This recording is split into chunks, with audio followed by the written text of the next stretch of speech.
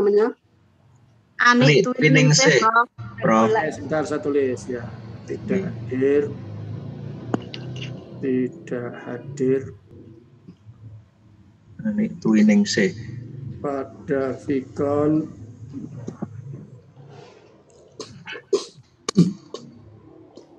Rabu 1 Desember 2021.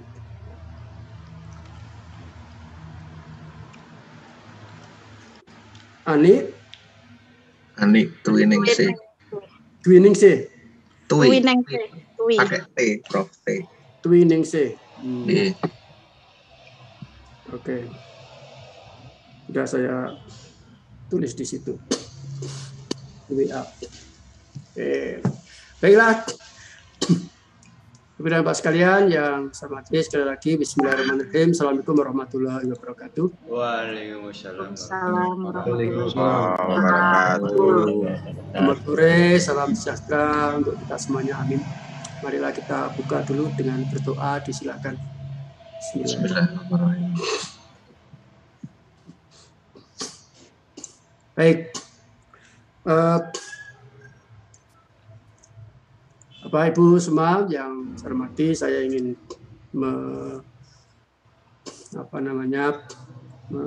menegaskan kembali mengenai skema tata cara atau ya skenario dari kuliah kita.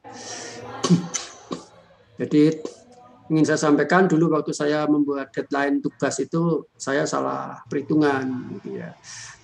Seharusnya 1 minggu sebelum kuliah berakhir. Jadi saya harap ini tugas 1 dan tugas 2 bisa dikumpulkan sebelum 1 minggu sebelum kuliah berakhir. Bila kita video conference masih 2 kali lagi, yaitu tanggal 8 dan tanggal 15.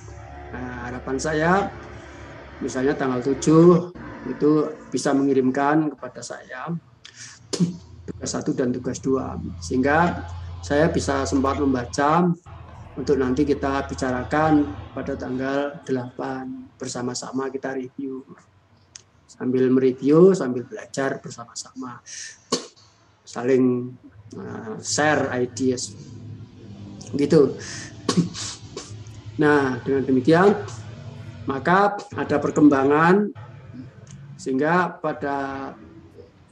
untuk menyelesaikan review itu kita sampai kepada tanggal 15 atau yang terakhir.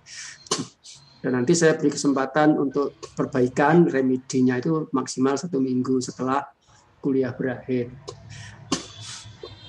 Maksimal itu. Jadi tanggal 22 itu sudah ada kepastian saya bisa menentukan penilaian dari karya Bapak Ibu semuanya. Nah, penilaian itu saya ulangi lagi. 1 adalah partisipasi. Ya, jadi kalau Bapak Ibu tidak maksimal bertemu dengan saya ketika saya hadir ya. Sekarang saya hadir, berarti ini Bu Ani nggak hadir, berarti dia tidak maksimal. Ya saya juga tidak maksimal melayaninya gitu. Ya singkat cerita ya, nanti nilainya nggak maksimal gitulah. Kalau video conference ini pernah tidak masuk. Yang kedua, penilaian itu berdasarkan tugas-tugas yang dikerjakan, tugas mingguan. Ya, tugas mingguan itu ya task of the week, tugas mingguan. Kalau catatan harian itu ya note of the day gitu ya, catatan harian. Kalau Anda besok bisa lebih hebat lagi dari saya ya, bikin catatan per menit ya, note of the minute. Setiap menit gitu. Ide meluncurkan ide terus. Nah, kalau saya harian. Biasanya malam habis tidur dulu biasanya. Bangun tidur ya. Orang lain sudah baru akan tidur, saya sudah terbangun. Ini sudah beda langgam orang muda dan orang tua itu. Ya, itu. Nah, penilaian berikutnya adalah apa? Tugas akhir 1 dan tugas akhir 2. Tugas akhir 1 itu kata kuncinya inovasi. Tugas akhir 2 kata kuncinya implementasi. Gitu ya. Nanti kita bicarakan ya, mengenai tugas itu. Nah, secara beban akademik itu sebetulnya ini bola itu ada di tangan Bapak Ibu semua sudah. Karena prinsip-prinsip filsafat itu sudah saya sampaikan baik melalui video, melalui tanya jawab, penjawab, maupun melalui jawab singkat atau luruh ego itu. Tinggal terserah Bapak Ibu mau menindaklanjuti, mau mengejar, mau mendalami dan seterusnya. Semua isme yang saya singgung itu baru sedikit. Padahal semua yang ada itu adalah isme. Kalau kita sedang fokus kepada sesuatu yang mengalahkan yang lain itu adalah isme. Ya, Anda berdagang mengalahkan yang lain, mengalahkan ibadah, mengalahkan kewajiban, mengalahkan keluarga. Pokoknya Anda berdagang, berarti Anda itu termasuk aliran dagangisme. Ya. Itu ya, isme itu pusat. Gitu loh. Pusat perhatian hidup Anda itu di dagang, gitu loh maksudnya. Gitu ya. Juga yang lain-lain. Gitu. Misalnya Anda itu hobi naik sepeda. Udah, sepeda mengalahkan keluarga, mengalahkan agama, mengalahkan pekerjaan. Tiada hari tanpa sepeda ya. Tiada sepeda tanpa hari. Aduh, apa ada? Ya diada-adakan. Yang penting kan penjelasannya. Maka itu jadi sepedaisme. Jadi semua secara metafisik, ini secara metafisik saya ngomong. Kalau secara formal ya nggak ada. Dicari di Google ya nggak akan ketemu sepedaisme. Ya, dagangisme yang nggak ada. Ya. Nah, jadi itu maksudnya. Jadi silakan kalau mau dikejar boleh ya. Sejak awal pemikiran manusia, awal peradaban pemikiran manusia ya, orang mulai berpikir itu zaman Yunani kuno. Orang mulai berpikir itu zaman kenapa? Karena mempertanyakan mitos. Mitosnya ya pelangi itu mitosnya adalah jembatan para bidadari ya, yang turun dari langit ke bumi. Orang Yunani kemudian menyelidiki, bertanya, ternyata bukan. Ternyata itu adalah penguraian cahaya. Nah, udah mulai berpikir. Nah, sejak itulah maka sudah mulai berpikir. Nah, sejak zaman Yunani sampai sekarang, sampai akhir zaman itu banyak sekali isma-isma yang ya, silakan Anda itu ibarat di lautan isma, berenang di dalam lautan isma mana yang Anda pegang, yang Anda jalani, atau yang ada di sekitar Anda, yang melingkupi hidup Anda, keluarga, masyarakat, dan seterusnya. Nah, ternyata filsafat itu adalah peduli terhadap ruang dan waktu. Kan begitu. Nah, baik. Jadi sebetulnya bola itu sudah di tangan Bapak Ibu semuanya. Anda mau berfilsafat seperti apa, mau bacaannya sembarang saja, silakan, asal satu saja catatannya atau pantangannya. Jangan membaca buku yang menyebabkan berkurangnya iman dan takwa kepada Tuhan yang Maha Kuasa. Itu saja. Jangankan buku, yang ada dan yang mungkin ada itu sumber. Gitu. Sumber itu. Yang najis saja itu secara ibadah itu juga sumber, bisa menjadi sumber pengetahuan. Najis itu apa, macam-macam najis, dan seterusnya, bagaimana cara menghilangkan najis, dan seterusnya. Nah, jadi itu. Nah, oleh karena itu, sesuai dengan janji saya dalam perkuliahan ini kan saya tidak full 16 kali. Oleh karena itu kemarin saya off-kan 2 kali atau 3 kali kalau nggak salah. Harapannya supaya Anda itu slow, supaya cooling down, supaya ada kekosongan pikiran Anda dari kasana Pak Marsigit, supaya nggak bosan gitu. Pak Marsigit itu walaupun biasa-biasa tetapi memakan banyak tempat di pikiran Bapak Ibu masing-masing. Gitu. Tapi kemarin banyak yang rindu, Prof. Kayaknya. Benar, Prof. Ternyata memikirkan Prof terus ini, Prof. Nah, artinya kalau sudah off 2 kali atau 3 kali kan jadi ada kerinduan tuh, maksudnya seperti itu. Jadi cooling down itu perlu, istirahat itu perlu, gitu. Jadi istirahat, cooling down, itu menurunkan tensi itu perlu, jeda itu perlu. Lupa ada manfaatnya. Nah kalau Bapak Ibu ingat saya terus ya stres. Ya kalau saya lupa pada Bapak Ibu juga dimaklumi ya. Kalau saya harus ingat Bapak Ibu semuanya dan terus menerus, nanti keluarga saya gimana, istri saya gimana, nanti anak saya, cucu saya.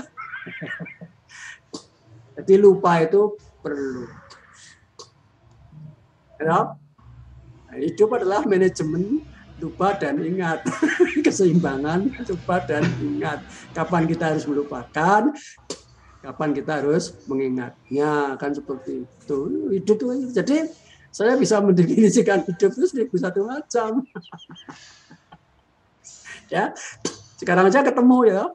Hidup adalah keseimbangan antara lupa dan ingat. Ingat terus ya nggak bisa hidup, lupa terus ya nggak bisa hidup. Nah, seperti itu. Jadi dalam note of the day saya nanti ya, Bapak Ibu buka di Facebook ya, suatu ketika nanti akan muncul lagi hidup adalah hidup adalah, nggak usah heran. Dan note of the day itu bagi saya itu cuma pengingat saja supaya sayang kalau nggak saya tulis daripada lupa gitu. Syukur-syukur bermanfaat bagi istri, anak, dan cucu saya. Bermanfaat bagi generasi muda atau Bapak Ibu semuanya mahasiswa ya alhamdulillah. Itu kalau sekarang ya lupa saya. Yang saya tulis di note of the day itu lupa. Kalau dibuka lagi baru ingat, oh ini saya nulis ini, nulis itu. Ngapain ingat-ingat? Yang itu ya sudah. Oh gitu ya spontan saja.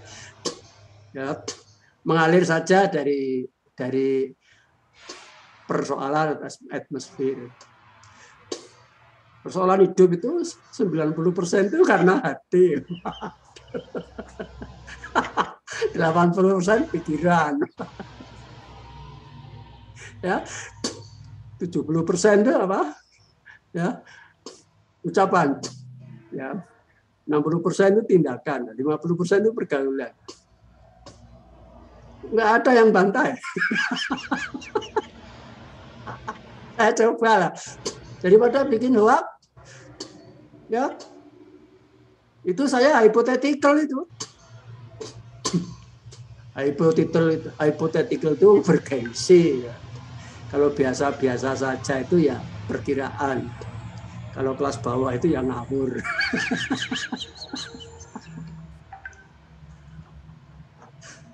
Ya. Tapi ngawur, ngawur. Ya. Kemudian naik jadi hypothetical. Itu intuisi, pengalaman. Ya. Nah, intuisi ya, ngawur kok bisa menulis angka-angka itu. Ya, bukan, kalau dalam filsafat kan bukan angkanya itu ya, penjelasannya kenapa, ya, kan begitu. Kenapa Pak Mas Sigit mengatakan bahwa persoalan hidup itu 90% itu berasal dari hati. Oh, ayo kita diskusi kan gitu. Jadilah kita berfilsafat. Nah, bagi orang yang awam ya bingung. Ini dari mana datanya? Penelitiannya kapan? Nah, itu namanya metafisik. Yang saya sampaikan itu namanya metafisik. Metafisik itu seperti itu.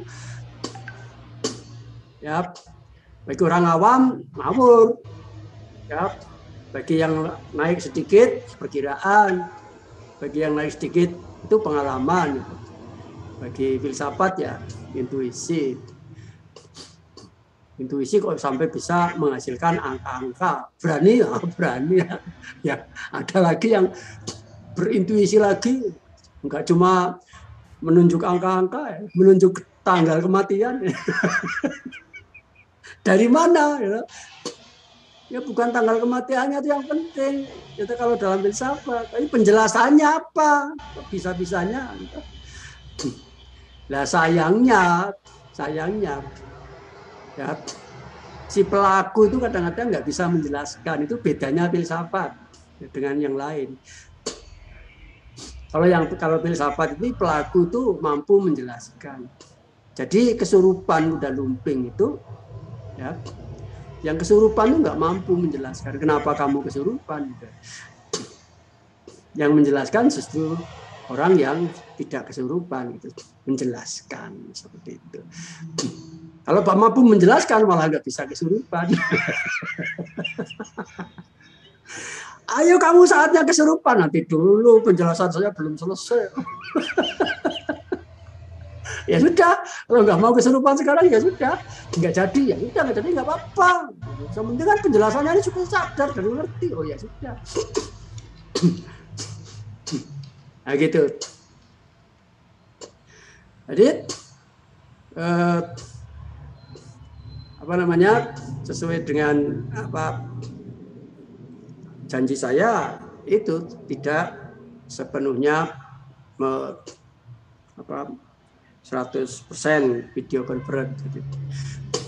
Ibu dan Bapak sekalian yang saya hormati, tentang tugas, sekali lagi saya katakan tadi, tugas pertama itu kata dasarnya adalah inovasi.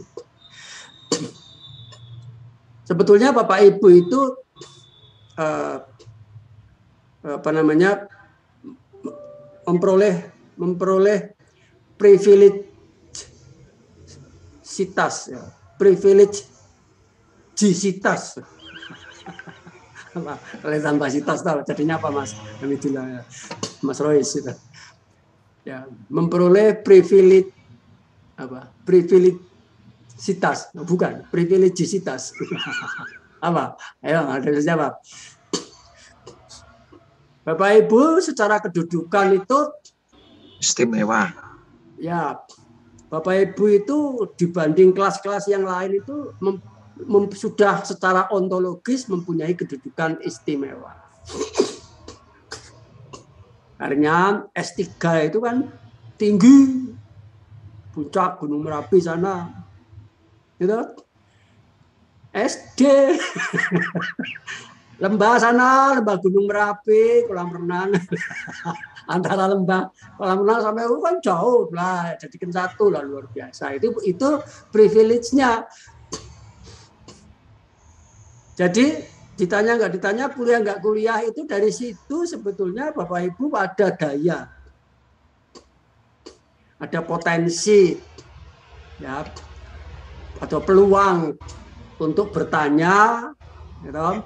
Nah, karena mulai bertanya maka membangun pengetahuannya, jarak, ya, dari anak kecil sampai orang dewasa, dari pendidikan yang rendah sampai pendidikan yang tinggi. Kan seperti itu. Jadi pedagogi anak PAUD sampai pedagogi orang tua.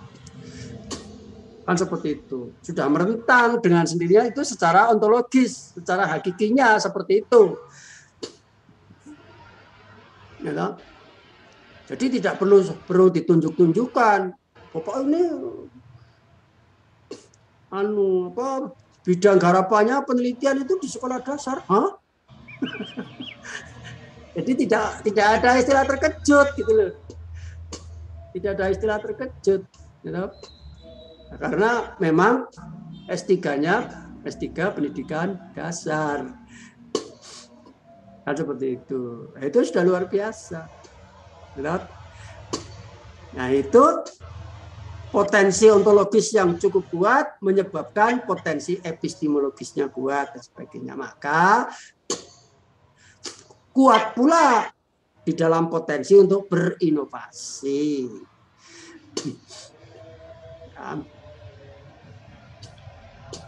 Kuat pula di dalam potensinya untuk berinovasi.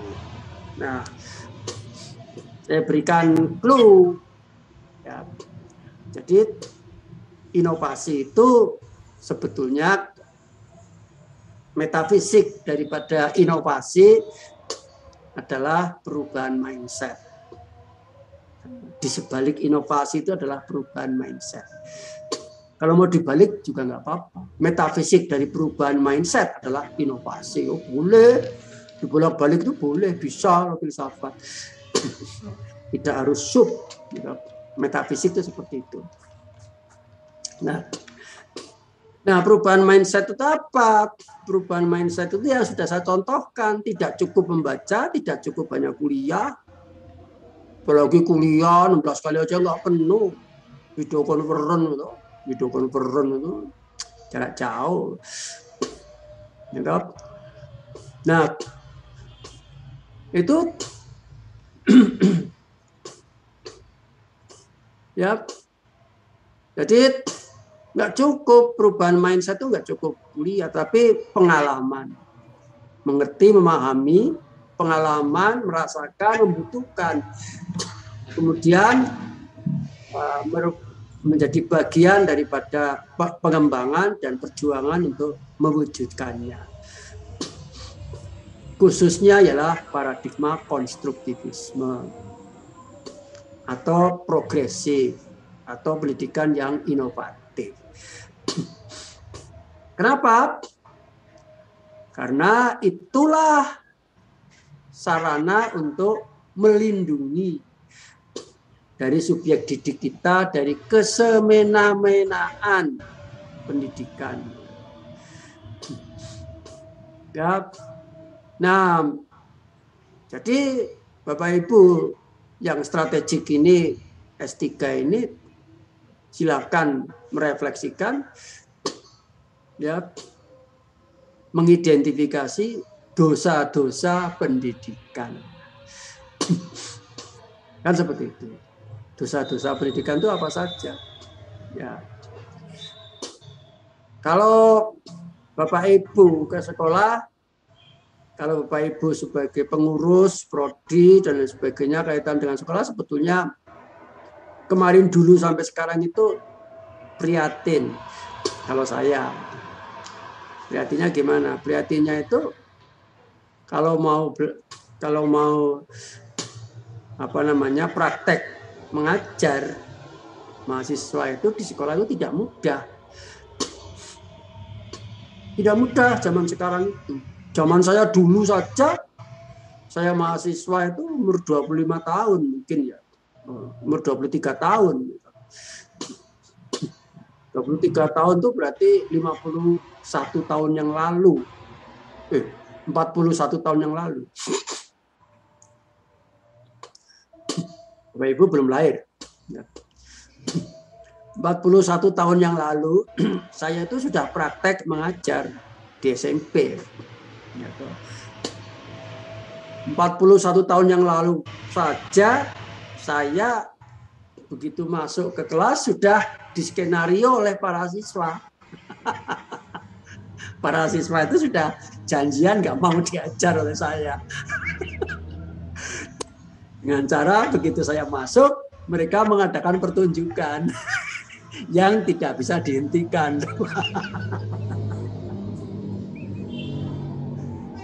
Ayo, gimana caranya itu? Itu kreativitas, itu tantangan seketika di luar dugaan, ya, yang harus diselesaikan. Begitu saya datang, tahu kalau saya guru praktek, itu 41 tahun yang lalu. 41 tahun yang lalu. Di SMP. Begitu saya masuk, itu sudah diskenario oleh ketua kelasnya bersama-sama itu dengan musiknya mukul-mukul meja dengan buku dan sebagainya, ada yang nari-nari dan sebagainya. Nah, gimana caranya pada saat itu? Saya spontan. Saya ikut menari. Gentak. Yang penari-penari itu saya dekatin. Ayo tak gini. Mbak Vera itu, Prof. Lama-lama penari-penari yang saya dekati itu lama-lama malu berkurang habis tinggal saya. Gentak. Hop. Selesai. Sekarang sudah ya, cukup. Mari kita belajar. Tuh. Itu nggak ada ilmunya. Itu karakter, watak dan pengalaman. Belajar dari buku apa? Ya, itu saya mau memperoleh gelar BA tahun 1979 saya memperoleh gelar sarjana muda BA, Bachelor of Art dalam pendidikan matematika. Tahun 81 saya memperoleh gelar Dr. Andes. Karena sama bidangnya dipakai Dr. Andes saja, BA-nya hilang. Itu. Terus saya S2 pendidikan juga memperoleh gelar master. Ya, karena pendidikan sama, Dr. Andesnya hilang, jadi masih MA saja. Tapi ketika saya kuliah S3 dapat gelar filsafat, beda. Harus dipertahankan. Dr. Marsigit MA. Ya. Jadi sulitnya zaman dulu saja sudah sulit. Nah, apalagi sekarang juga tambah sulit lagi. Nah, itu dibutuhkan kreativitas. Nah, ternyata tidak cukup kalau kita hanya mengandalkan metode tradisional. Ya, kita harus menggunakan berbagai macam media, fasilitas dan lain sebagainya. Nah, kalau anak-anak seperti ini, gitu, konsentrasi itu nggak bisa. Gitu. Yang bicara tadi misalnya nggak bisa konsentrasi itu seperti anak-anak. Ya, nah, serius kayak gini nggak bisa kalau anak-anak. Harus pakai metode. Lah, seperti itu. Maka periode yang lalu sebelum ada pandemi, ketika mau praktek ke sana, nggak ada metode yang terbaik di sekolah itu kecuali yang menarik itu kecuali janji dan mengerjakan soal-soal ujian nasional. Jangankan guru praktek, gurunya saja begitu. Ya, setiap hari juga begitu. Kalau mengajar yang lain-lain, dianggap nggak cocok, nggak menunjang ujian nasional, sudah tidak menarik. siswa juga nggak tertarik. Nah, itulah. Nah, dengan dihentikan atau dibubarkannya ujian nasional, saya bersyukur. Mudah-mudahan itu bukan menjadi suatu orientasi, tetapi nanti ganti pimpinan, ganti politik, ya mungkin bisa saja kembali lagi. Karena apa? Karena pendidikan itu kompromi.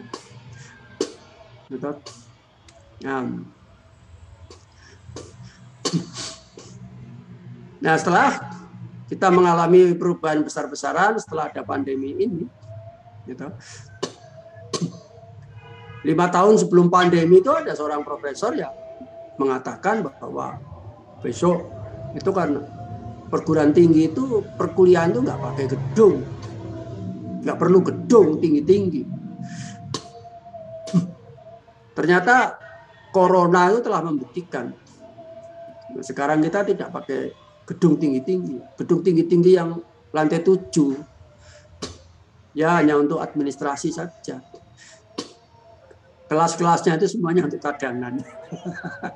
Kalau tatap muka siap.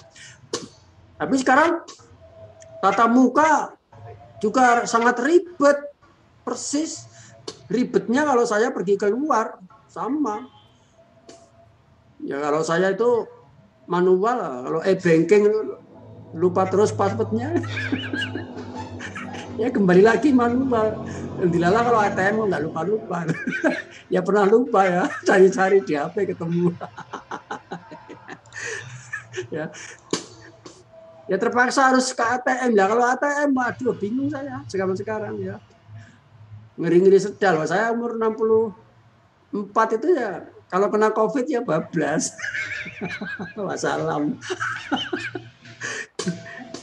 Maka berjuang supaya tidak terkena COVID bagi saya itu berjuang antara hidup dan mati. Gitu.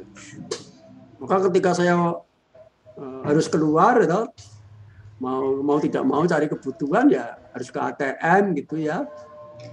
Bawa hand sanitizer yang gede penuhi. Ya, ATM itu saya basahi semua. Kelomoh. Semprot berkali-kali, lantai segala macam, pintunya macam-macam. Nanti setelah selesai keluar, sandalnya dibalik, semprot juga. Sampai di rumah, sandalnya dicuci, dia taruh di halaman 1 minggu, nggak dibawa masuk. Saking takutnya sama corona. Itu loh. Ya, itu namanya ikhtiar, gimana? Seperti itu.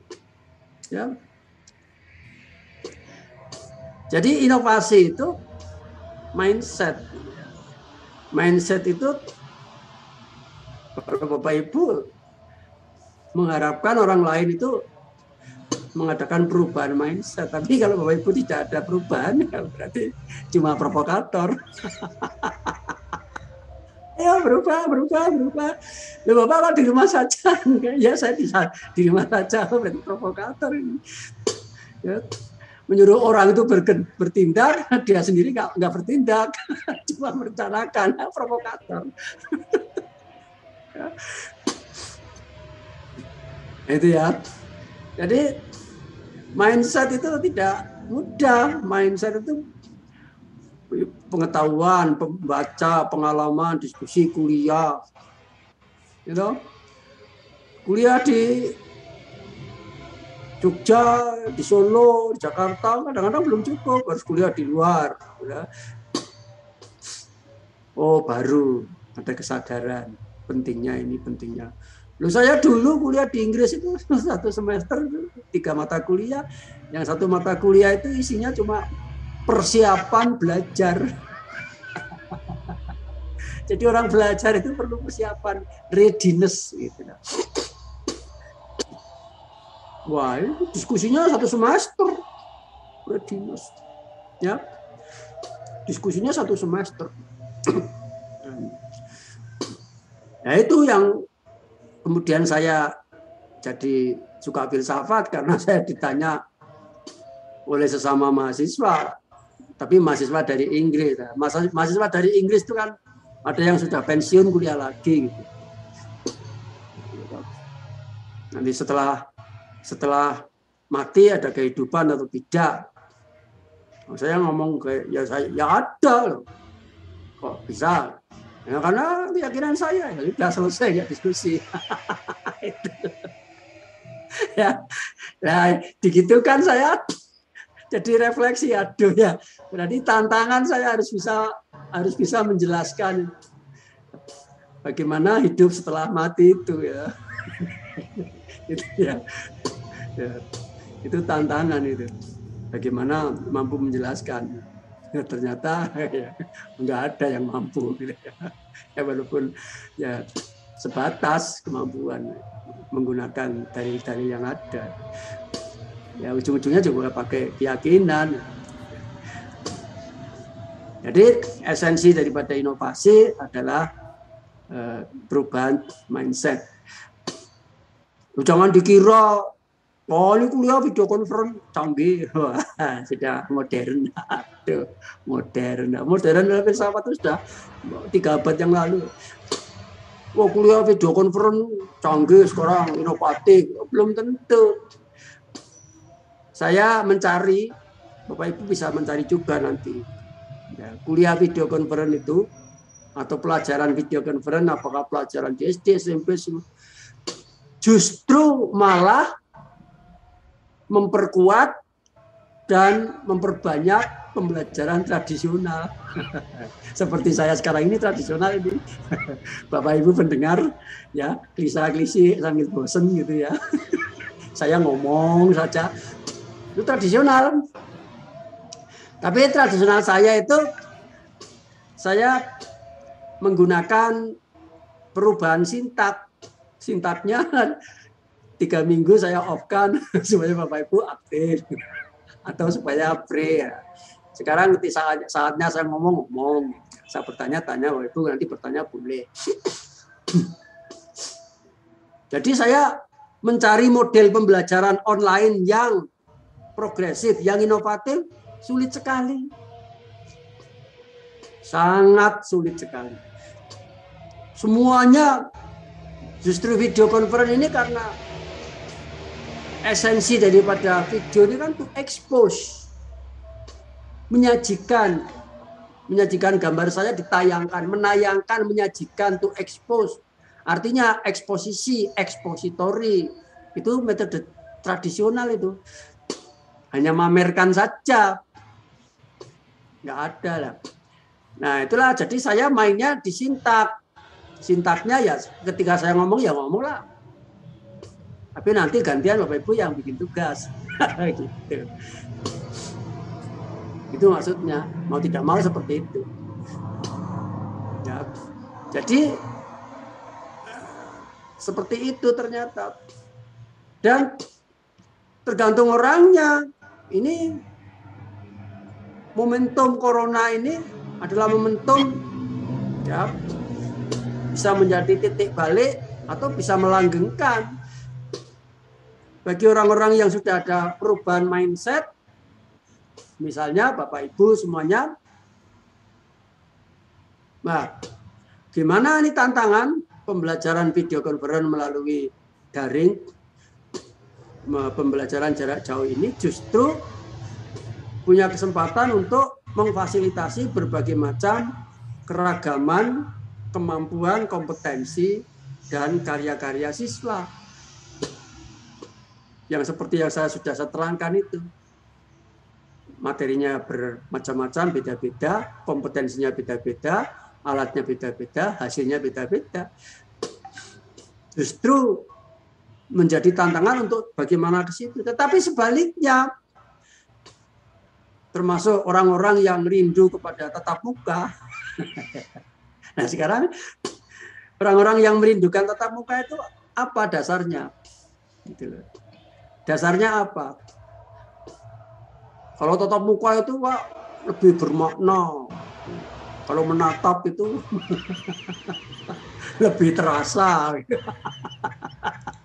Jegluk gitu.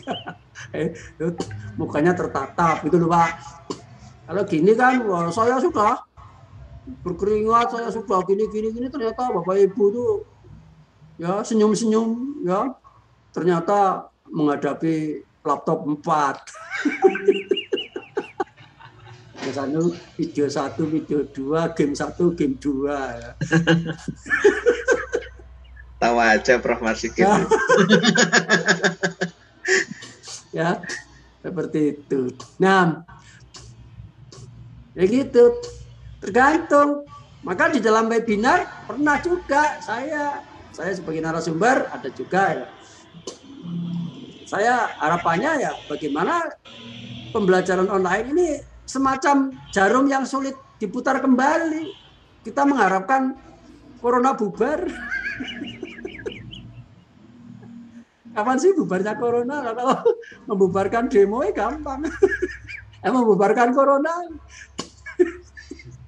Ya, gimana caranya? Membubarkan corona gimana caranya? Dipaksa nggak mau, disuruh sadar nggak sadar-sadar. Ya itulah, corona itu nggak punya ilmu, tetapi dia hanya konsisten.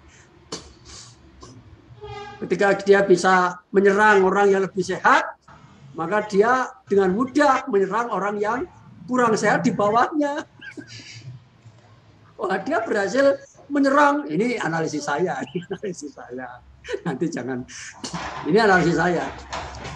Dia berhasil menyerang orang yang sehat sekali, yang unik di Afrika Selatan. Berjaya di sana corona. Wah, udah. Kemudian dia bisa menyerang orang-orang yang lebih tidak sehat lagi, sesehat orang yang di Afrika Selatan itu. Yang namanya corona apa namanya? Omikron. Saya pikir makroni. Omikron ya. Omikron. Nah, itu negara selatan 10 kali lipat ya sebarnya. Wah, ngeri. Sekarang sudah menyebar ke puluhan negara. Coba. Nah, gitu. Nah, jadi posisi inovasi ini bagi Bapak Ibu secara ontologis sangat kokoh, ya, sangat strategik, epistemologisnya tentu, aksiologisnya jelas. Jadi ini menjadi kekuatan tersendiri. Mau tidak mau, Bapak Ibu dengan semua penjelasan dan materi yang sudah saya sampaikan kepada Bapak Ibu itu, kalau di luar negeri dulu di Inggris, di Selandia Baru dan di Australia, guru-guru demo sampai berdarah-darah menolak ujian nasional. Kalau tidak saya gurunya yang melindungi siswa, siapa lagi? Nah, akhirnya di Indonesia kan pengalaman tempo kemarin, salah satu akibatnya murid yang tidak terlindungi dalam arti secara psikologis, akademik, melampiaskan diri di jalan, tawuran dan lain sebagainya. Antara lain, jangan dikira pendidikan nggak berkontribusi, ya, itu dosa-dosa pendidikan, ya, seperti itu, ya. Karena siswa itu di pendidikan hanya ujian nasional saja. Kan seperti itu. Nah, jadi kalau ditelusur inovasi itu mindset itu di mana? Perubahan mindset itu di paradigma. Nah, paradigma itu naik, itu adalah ideologi filsafat, turunnya itu adalah teori. Ya. Nah, ini sejalan dengan tugas akhir yang kedua, yaitu implementasi. Jadi tugas akhir yang pertama itu adalah inovasi pendidikan dan pembelajaran. Inovasi pendidikan dan pembelajaran di perguruan tinggi, boleh di SMA, tapi khususnya di pendidikan dasar. Mengambil kasusnya sesuai dengan bidang masing-masing. Tugas akhir yang kedua adalah implementasi filsafat di dalam pendidikan atau pembelajaran di SD. Atau kalau di program PGSD iyalah, tapi kalau yang kita fokus kan justru ke di SD-nya itu. Ya. Implementasi. Nah, kalau implementasi itu apa ya, gampang sekali. Ilmu itu kan arahnya ke bawah, membangunnya ke atas. Tapi arahnya ke bawah. Membangunnya itu super serve. Penerapannya itu subserve atau submerge. Ya, tenggelam ke bawah. Nah, jadi kalau orang memandang ke bawah itu sedang dalam rangka untuk menerapkan. Tapi kalau orang mencari itu yang secara keilmuan itu justru mencari itu menengadah ke atas. Ya. Nah, kalau mencari di bawah itu rongsok.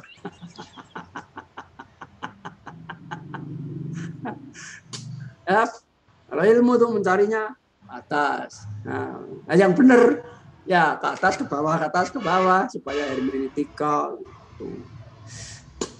Nah, rongsok itu juga di bawah. Artinya apa? Realita, idealita, realita, idealita. Jadi filsafat turun menjadi ideologi, ideologi ke paradigma, paradigma ke teori, teori ya ke praksis pembelajaran atau model pembelajaran ke sintak, sintak ke contoh. Contoh itu realita. Nah, realitanya apa? Realita ke-SD-an sesuai dengan bidang garapan Bapak Ibu masing-masing. Yang bahasa-bahasa, yang agama-agama, yang matematika-matematika. Di SD itu realitanya. Kan seperti itu. Nah, dengan demikian, seperti yang saya tulis di Facebook itu, semua yang ada di dunia itu adalah bayangan. Bayangan dari apa? Bayangan dari, kalau ditarik paling atas ya, bayangan dari kuasa Tuhan. Turun ke bawah, bayangan dari filsafat, bayangan dari ideologinya, bayangan dari paradigma, bayangan dari teori. Di Indonesia levelnya orang itu baru pada mengajar tapi karena sesuai perintah dan tugas. Kalau di Inggris mengajar itu ya selalu tentang teori apa yang sedang diterapkan. Setiap guru di Inggris itu kalau mengajar pasti menuliskan di atasnya itu teorinya. Teori apa? Bisa teori Montessori, bisa Vygotsky, bisa teorinya Piaget, bisa teorinya Brunner. Selalu di situ. Jadi orang-orang di sono itu sangat dekat dengan teori. Sementara turun sampai ke kita, teori kita dianggap sebagai ajimat. Benda yang keramat. Piaget, waduh, ngomong Piaget saja setahun sekali saja rasa-rasanya ini mulut sudah mulai menceng. Vygotsky, aduh, Vygotsky untung gitu. Ya, untung gigi nggak lepas. Karena apa? Karena ajimat. Enggak, padahal di sana itu Piaget itu setiap hari, selalu diperdebatkan, diperkuliahkan, direvisi, didandani, diperbaiki. Biasa. Enggak ada yang baper, bawa perasaan. Fanatik sampai mengancam kalau awas kalau nanti memperbaiki teori Piaget. Karena kejar sampai masuk lubang semut sekalipun pakai nafsu. Ya, nah itu orang bernafsu, ya pikirannya yang berkurang, ya jelas. Ya kalau kita ya suka nyinyir, main ngancam, itu kan nafsu, berarti logikanya berkurang. Gitu, ya. Nah, suka bikin hoak, tidak logis, logikanya berkurang. Kalau logikanya berkurang, ya kurang cerdas. Jadi artinya kita masih banyak yang kurang cerdas, gitu loh. Ya, nah, gitu. Jadi medsos itu viral segala macam itu menunjukkan bahwa kita itu banyak yang kurang cerdas atau sengaja mencari keuntungan. Saya juga tertipu, hoak itu juga ada derajatnya 0 sampai 100 ya. Saya juga 2 hari yang lalu juga ketipu saya. Hati-hati kalau melihat orang yang pakai kacamata semacam ini. Aku juga sudah curiga, tapi saya klik juga. Nah, ternyata betul jualan kacamata. Ya, judulnya sensasi, hati-hati, gitu. Kalau melihat orang yang pakai kacamata semacam ini, gitu. Ya. Setelah klik, bilang ajar. Jadi kan dosa, saya mengumpat. Tapi dia cuma dapat untung 1 poin, kan itu kan nggak berkah. Itulah zaman sekarang orang mencari rezeki kadang-kadang berani tidak berkah.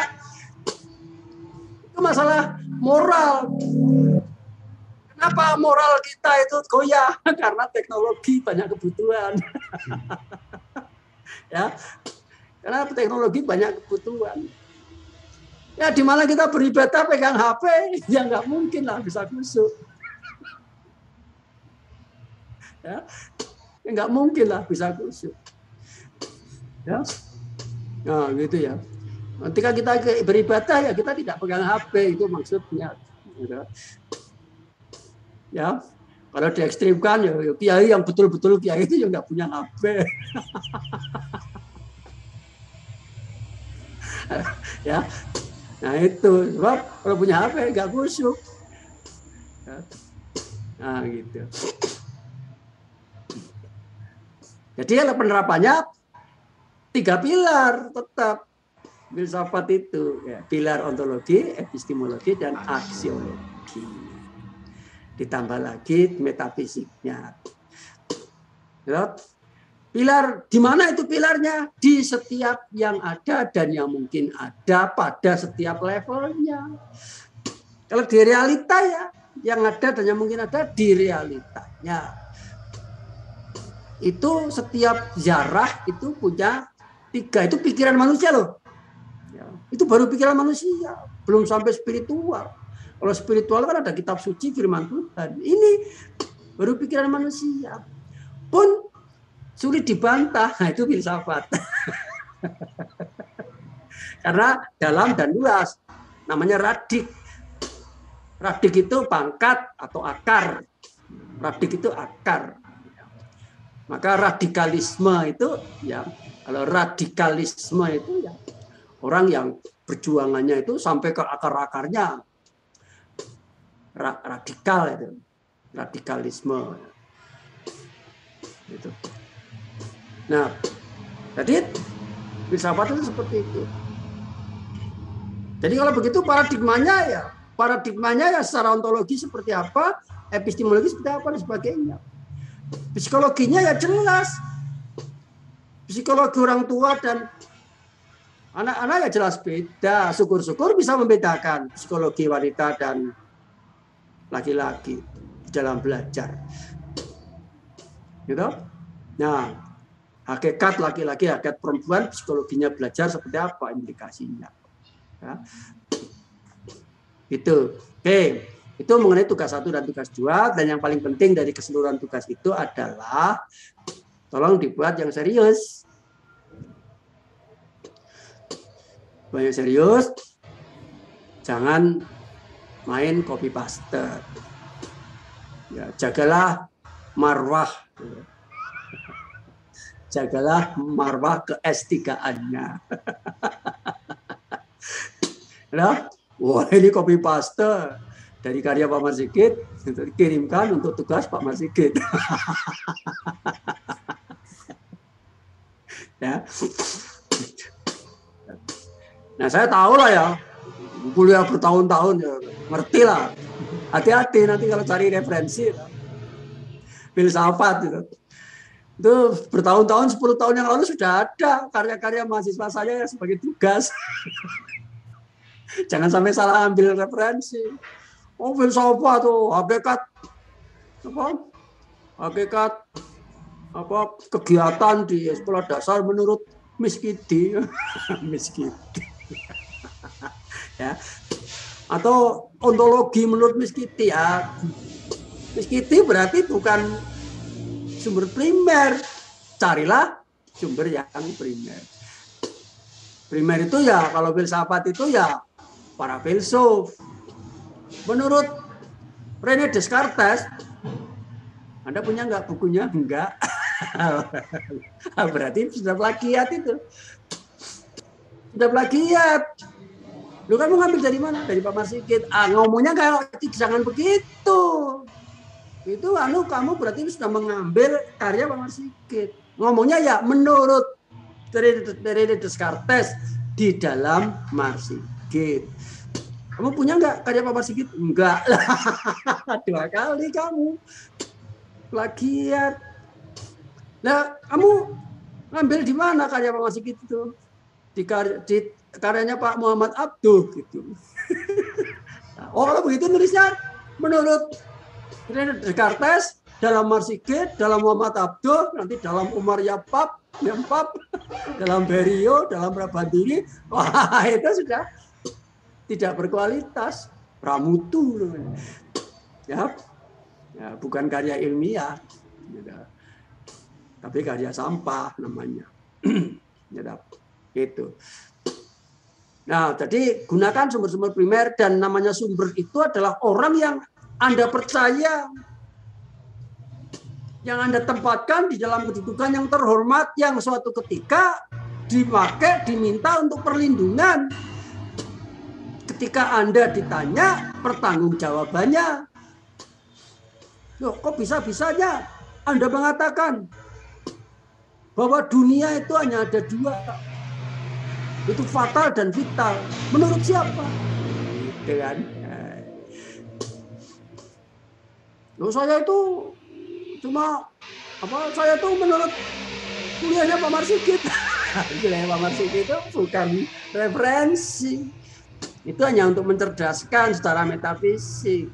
Referensinya itu ya karyanya Pak Marsikit. Di mana nyandal di mana, apakah itu di jurnal, apakah itu di buku, apakah itu di webinar dan seterusnya. Nah, oleh karena itu baik S1, S2 maupun S3 bahasa menjadi sangat penting. Saya sekarang tes jawab singkat, tapi saya tidak yakin ya, bahwa Bapak Ibu bisa menjawab. Dan kalau saya teruskan pun, saya tidak mau berkepanjangan, ya, berduka lara di dalam pertanyaan Pak Marsikit yang tidak bisa terjawab. Ya, sekarang langsung saja spontan dijawab. Filsafat sekarang itu apa? Siapa yang bisa menjawab? Olah pikir, Bro. Tuh. Ya, yang lain silakan. Pemikiran mengenai masyarakat dan sosial, Bro. Oh. Filsafat sekarang itu filsafat apa? Kontemporer, Bro. Kontemporer. Yo, lagi. Nah, itulah kenapa jawab singkat Pak Marsikit itu tidak boleh dihafalkan. Berbahaya itu. Nah, Bapak bisa menjawab, filsafat sekarang kontemporer. Loh, kenapa? Loh, Bapak 2 minggu yang lalu ngomong seperti itu. Nah, itu kan 2 minggu yang lalu, sekarang itu enggak itu.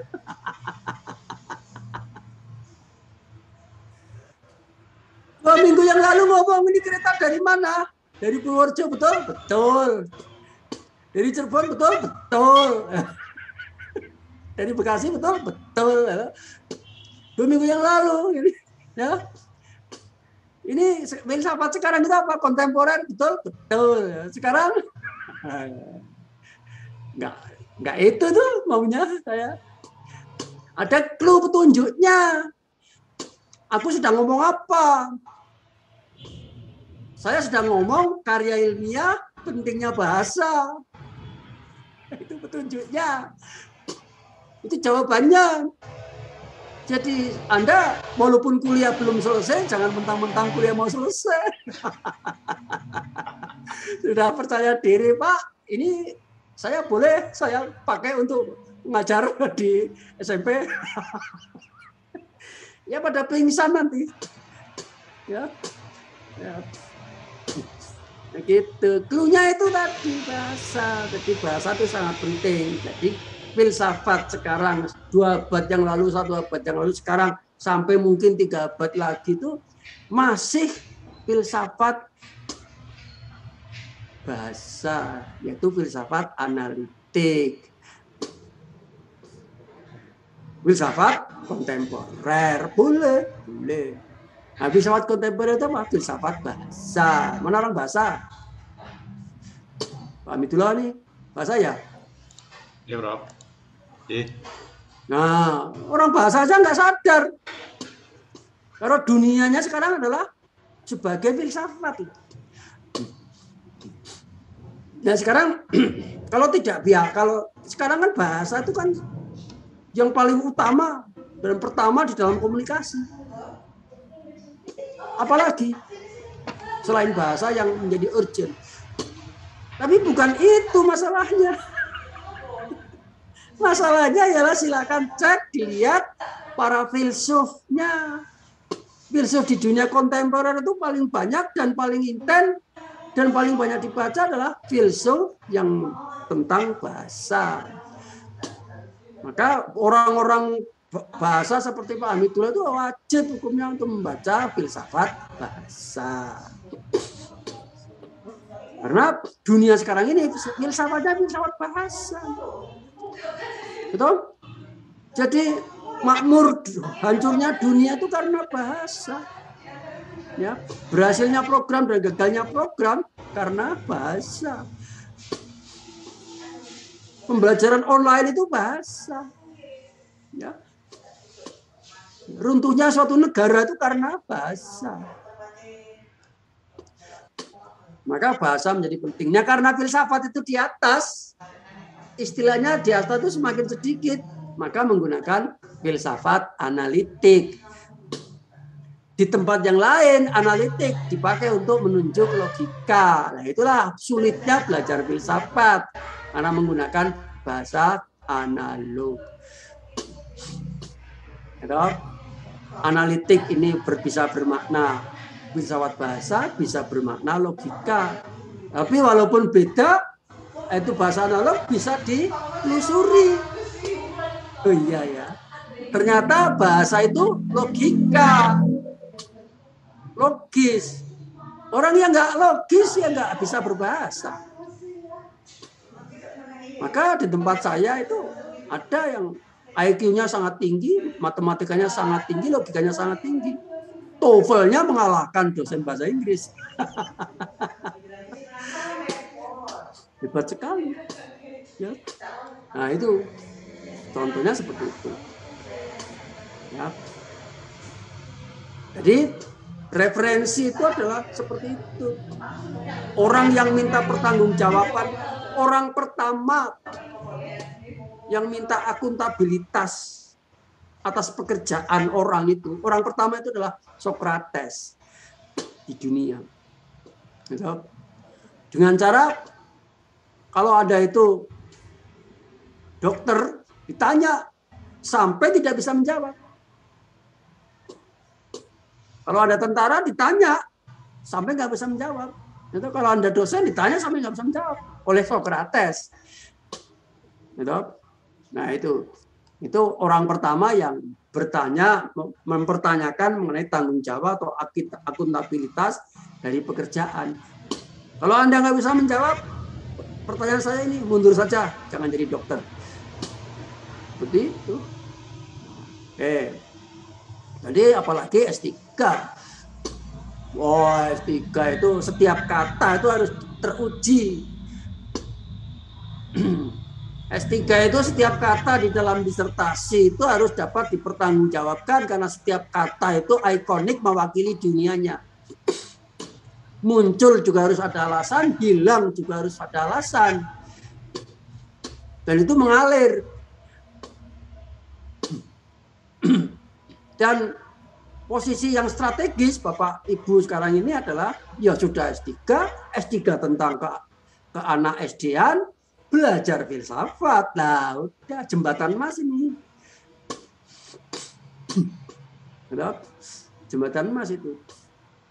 Jadi ya, setiap kata itu harus dapat dipertanggungjawabkan, harus mengalir. Nah, filsafat itu apa? Filsafat itu di atas kualitatif. Lebih jauh lagi. Kualitatif di atas kuantitatif. Kuantitatif mah cuma endingnya adalah setuju dan tidak. Menolak dan menerima apa hipotesis, selesai. Itu kuantitatif. Kalau kualitatif itu ada relatif, ada variasi, ada inovasi, ada tambahan, ada pengembangan data. Nah, ada kualitas dan seterusnya. Kalau filsafat itu semuanya ditambah metafisik, dibalik daripada makna. Bapak Ibu karyanya ini karya filsafat.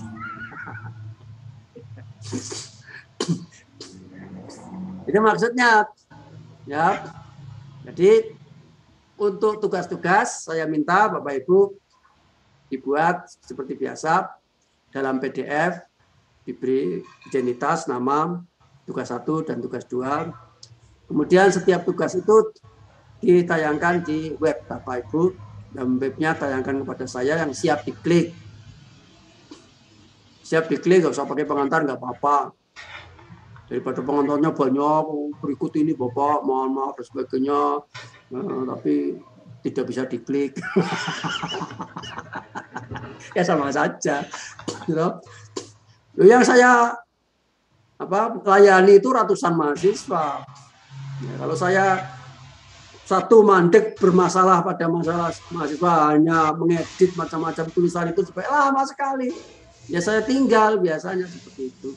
Kemudian berikutnya tolong dicek banyak atau beberapa di antara file-file Anda yang saya buka nggak bisa dibuka. Tolong diupdate, diperbarui tugas-tugas itu. Jangan sampai, tolong dicek, jangan sampai terhapus di file itu. Ya. Baiklah, demikian saudara dari saya. Apakah ada pertanyaan? Silakan. Kalau ada yang bertanya apa saja, boleh.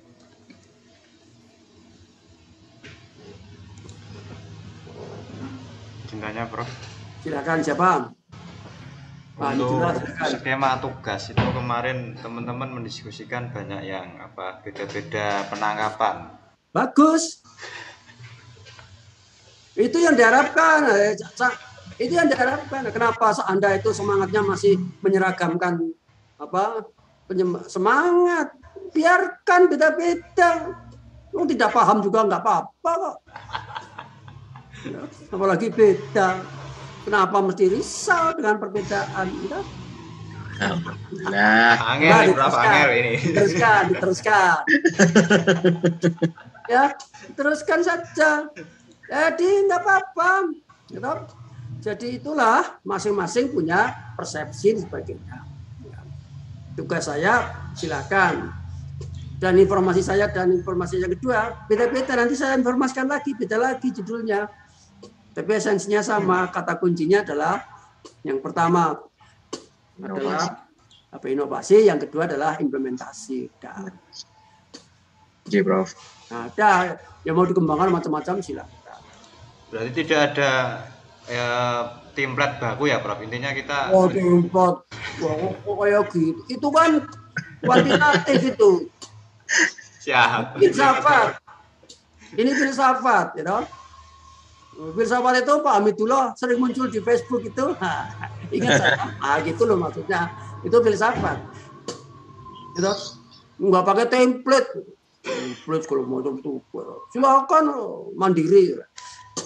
Nah, kalau mau belajar menyesuaikan persiapan, gunakan gaya selingkung. Iya, Bro. Tapi nggak gaya selingkung. Counter deadline. Gaya ingkung ayam apa ingkung bebek. Selingkung bukan seingkung. Seingkung untuk satu keluarga. Mau. Untuk halaman, Prof, mungkin ada batasan atau enggak? Nggak ada batasan. Satu halaman juga boleh, nggak apa-apa. Silakan saja. 5 halaman enggak apa-apa, nggih? Ya, terserah saja. Oke. Itu Anda menjual, saya membeli gitu. Bebas pokoknya masih udah. Iya. Ya. Filsafat. Saya beli gitu loh ya. Ya, gitu.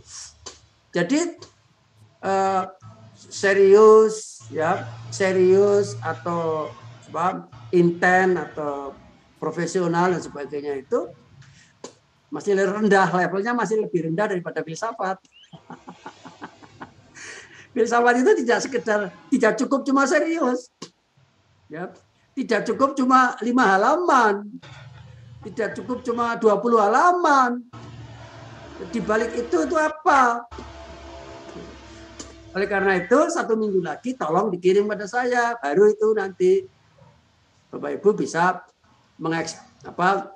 bisa mengetahui ekspektasi seperti itu.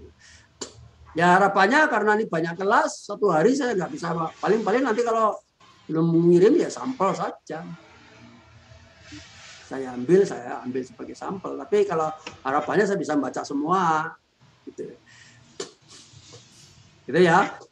Ya, doakan saja semoga kita semuanya sehat-sehat, selamat. Amin, amin. Baiklah, masih ada lagi pertanyaan? Saya boleh Siapa? Bu Vera, silakan.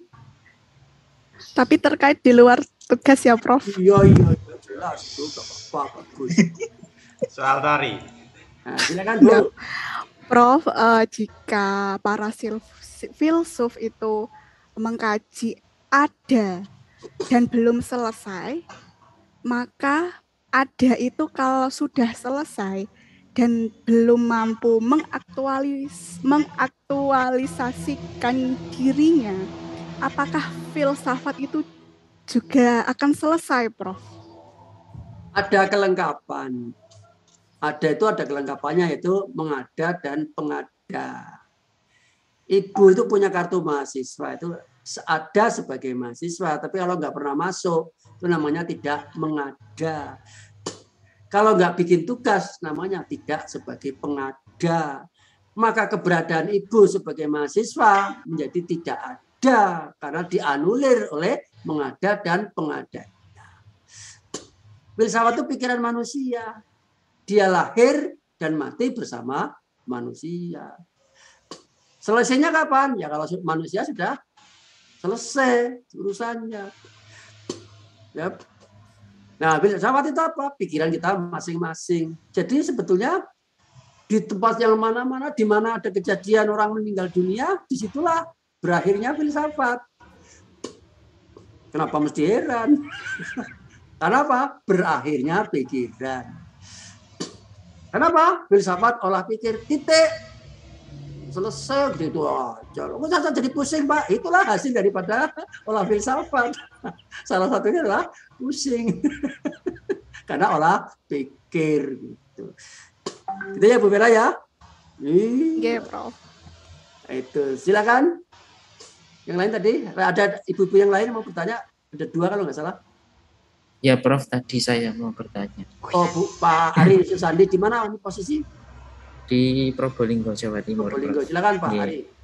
Ya, tadi Prof baru saja menjelaskan bahwa filsafat itu akan berakhir jika kita sudah mati. Nah, terkait dengan tadi sudah menjelaskan terkait dengan bahasa. Nah, kemudian filsafat kan tidak bisa dipisahkan dari bahasa, Prof. Nah, yang saya belum memahami itu posisi bahasa dalam filsafat itu gimana, Prof? Apakah dengan misalnya guru melakukan pembelajaran, dalam contoh melakukan pembelajaran, siswa disuruh membaca, kemudian mencari ide pokok. Nah, apakah proses mencari ide pokok siswa tersebut itu sudah dimasuk dalam ini, Prof, proses filsafat, atau bagaimana sebenarnya posisi bahasa itu sendiri? Ya, begitu. Jadi gini, ya, kedudukan filsafat dari sisi hardware-nya dulu. Filsafat itu olah pikir. Ya, olah pikir itu artinya pikiran. Ya, brainware. Kemudian pikiran tidak mampu menjelaskan hati. Ya. Nah, artinya filsafat tidak mampu menjelaskan spiritualitas. Ya. Secara baik, secara sempurna, tidak secara semuanya. Nah, kemudian ya, pikiran itu dijelaskan dengan bahasa.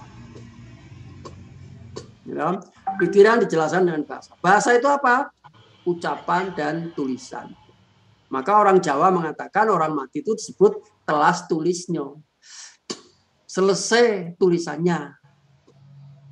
Itu orang Jawa. Kalau orang meninggal dunia dikatakan telas tulisnya atau selesai tulisannya. Hubungan antara filsafat dan bahasa adalah bahasa tidak mampu menjelaskan semua filsafat. Gitu?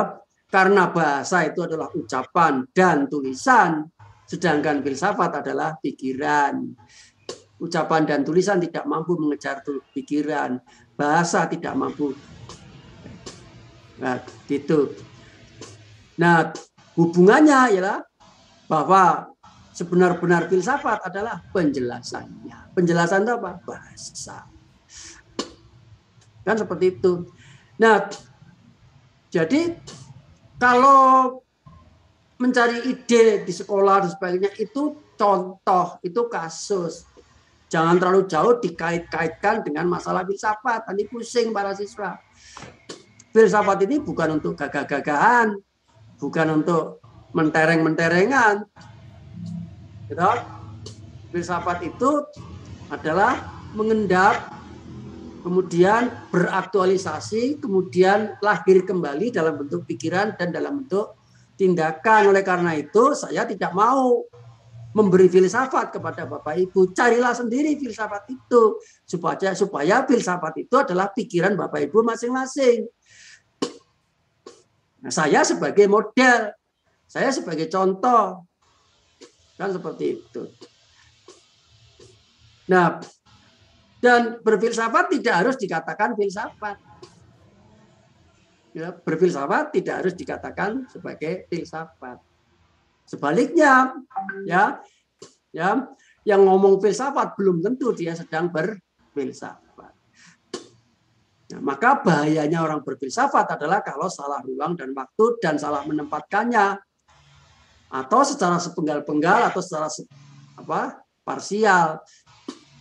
Ketika saya pembelajaran bahasa di sekolah nggak ada urusan dengan filsafat, nggak usah ngomong filsafat, tapi saya tahu bahwa saya itu punya karakter melayani siswa belajar bahasa. Saya buat modul, saya buat RPP dan sebagainya. Karena apa? Karena saya sadar bahwa sesuai dengan filsafat saya, paradigma dan teori yang saya hayati itu, maka pembelajaran yang inovatif adalah pembelajaran di mana guru memfasilitasi belajar siswa. Itu urusan saya, bukan urusan siswa. Ya kalau siswa dikatakan nanti disuruh ikut-ikut berpikir filsafat, nah itu namanya ya gosong sebelum mateng. Ya, kasihan para siswa itu. Ya, kepada istri itu enggak usah setiap hari ngomong cinta. Setiap hari ngomong cinta belum tentu cinta. Gitu? Tapi nggak perlu ngomong cinta, tapi tindakannya sudah menunjukkan cinta kepada istrinya. Itu loh. Seperti itu maksudnya. Jadi seperti Anda itu memahami atau mempelajari konsep cinta. Tapi perempuan minta diberi ungkapan itu, Bro. Oh ya, itu kan contoh. Pada satu waktu dan pada satu tempat tertentu. Contoh seperti itu. Ya. Gitu Pak Ali. Ada lagi silakan. Oke, Ada lagi? Prof. Matur nuwun. Lagi? Prof. Siapa? Oh, ada 2 berarti, Bapak Ibu. Silakan. Saya Prof. Coba. Ayo sih. Langsung Saya aja. Prof. Pak Umar silakan. Ya. Teman-teman dengar suara saya? Dengar. Dengar. Dengar jelas, Mas, jelas. Gini Prof, sebagian orang berpendapat bahwa pendidikan Indonesia ini menganut sistem pendidikan liberal yang memperlakukan siswa dan institusi pendidikan sebagai objek. Nah, bagaimana filsafat idealisme memandang hal tersebut, Prof? Terima kasih. Saya harus membenahi istilah Bapak, gitu. Liberal kok mendudukan siswa sebagai objek. Ya, liberal itu kan bebas sebebas-bebasnya. Ya, liberalisme itu bebas sebebas-bebasnya. Puncaknya liberalisme itu puncaknya orang bertuhan dan orang tidak bertuhan kedudukannya sama-sama mengiklankan, sama-sama mencari pengikut. Itu liberalisme absolut, gitu, yang mutlak. Gimana di Amerika itu, ya. Nah, liberalisme yang ekstrim seperti itu, bebas sebebas-bebasnya. Namun ternyata walaupun itu tetap sebetulnya terjadi kemunafikan juga, karena bebas sebebas-bebasnya ternyata melanggar kemerdekaan orang lain. Artinya apa? Hukum yang berbicara apa? Kekuatan. Jadi saya ralat istilah yang Bapak gunakan itu, liberal itu kok dengan memperlakukan siswa sebagai objek. Kalau siswa sebagai objek itu feodal atau penjajah. Ya. Kalau Indonesia karena mencari jati diri, sedang mencari jati diri, Indonesia dikatakan apa-apa bisa. Seperti Immanuel Kant itu. Filsafat yang serba bisa dikatakan apa-apa. Karena di Muara, orang di Muara itu Immanuel Kant dikatakan idealisme boleh, rasionalisme boleh, empirisme bisa, transendentalisme bisa, materialisme bisa, saintis bisa, semuanya bisa. Nah, Indonesia karena sedang mencari jati diri, gitu. Kelihatan, ini Indonesia liberal, ini Indonesia kapital, ini sementara masih feodal. Ya bisa semuanya, karena apa? Indonesia di muara, di persimpangan jalan, sedang mencari jati diri. Nah, tapi saya menangkap bahwa potensi Indonesia ke depan itu sangat besar untuk berjaya di tingkat dunia. Dibanding dengan mana saja negara-negara yang lain. Seperti negara-negara yang terkungkung kebebasannya dan sebagainya. Kita punya potensi itu.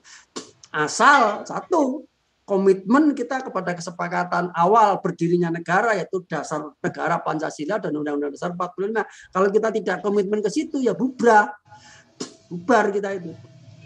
Gitu ya Pak. Satu lagi, yang terakhir. Ada ibu-ibu tadi? Sudah? Baiklah Ibu dan Bapak sekalian, jadi demikianlah saya minta maaf yang sebesar-besarnya. Tiadalah dalam keseharian manusia terbebas dari kesalahan. Bacalah note of the day. Kalau Bapak Ibu mau bisa bikin note of the minute, ya silakan, lebih hebat dari saya.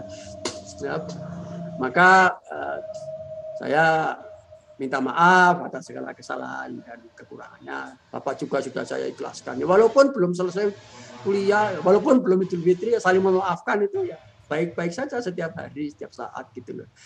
Saya mengucapkan selamat membaca, berkarya, membuat tugas, dan yang penting protokol kesehatan. Kalau kesehatan, jaga jarak, masker, cuci tangan, dan kalau tidak perlu sekali ya nggak usah pergi kemana-mana, di rumah. Atau yang penting jaga kebersihan lingkungan sebagainya. Demikianlah dari saya.